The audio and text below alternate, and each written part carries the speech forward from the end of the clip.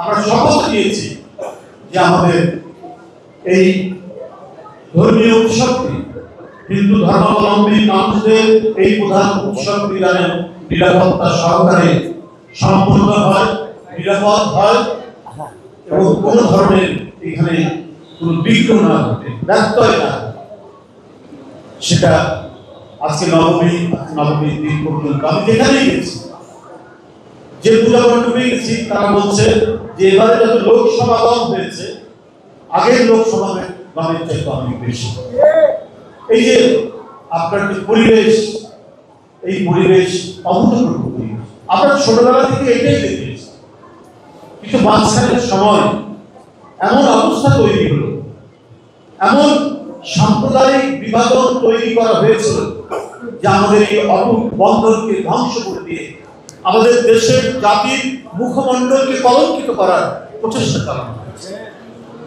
যাই হোক, আমি সবাইকে যারা এই কাজে যুক্ত, বাংলাদেশ জাতীয়তাবাদী দল, তারা আমাদের চেয়ারম্যানের শক্ত নির্দেশনায় তারা কাজ করেছেন, তারা আমাদের নির্দেশনায় এখন করে যাচ্ছেন এবং অন্যান্য রাজনৈতিক দল এবং সরকারও যথেষ্ট সতর্ক পদক্ষেপ নিয়ে তারা কাজ করছেন। আমি আপনাদের সাথে বলতে চাই যে আপনাদের এই উৎসব এবং পূজা এটা শেষ না হওয়া পর্যন্ত, বিসর্জন না হওয়া পর্যন্ত সবাই একেবারে কঠিন প্রাচীরের মতো কাজ করবে আপনাদের সাথে।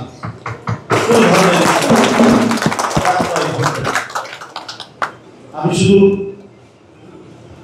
এই কথাই বলি, দেখুন ৭১ সালে যে যুদ্ধ হয়েছে হানাদার বাহিনীর বিরুদ্ধে, এই যুদ্ধ তো হিন্দু মুসলমান একসাথে লড়াই করছে, এখানে তো সাম্প্রদায়িক বিভাজন। আমরা স্বৈরাচারের বিরুদ্ধে লড়াই আমরা একসাথে করেছি, আপনি সেটা ৯০ সাল হোক আর ২০২৪ সাল।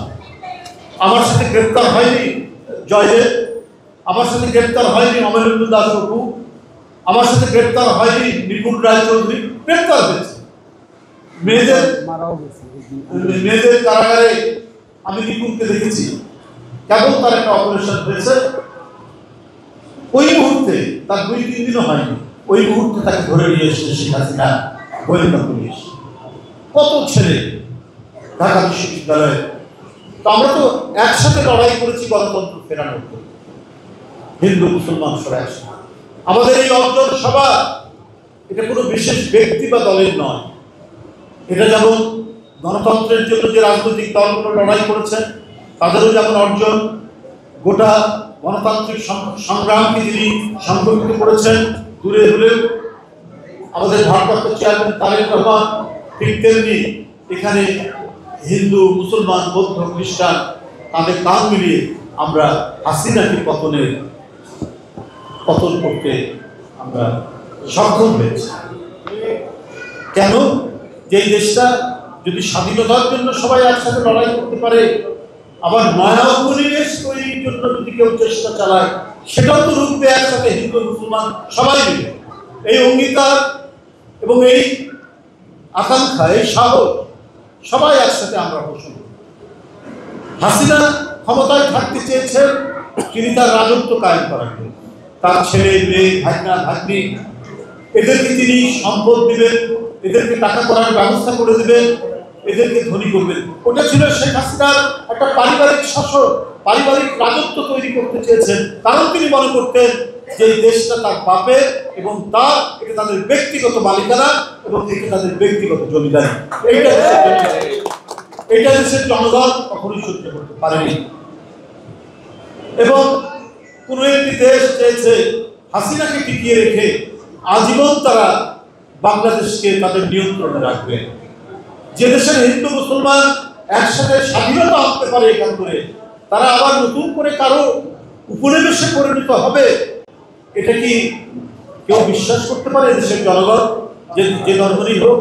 আর যারা মনে করছেন অন্য দেশে, তারা আমি মনে করি যে বোকার স্বর্গে বাস করছে, এটা সম্ভব নয়। কিন্তু আপনাদের সবাইকে বলে রাখি, এই প্রচেষ্টা তারা এখনো করার চেষ্টা করছে। আজকে সীমান্তে, আজকে পাহাড়ে অশান্তি কেন? কি এমন ঘটনা হয়েছে পূজার সময়?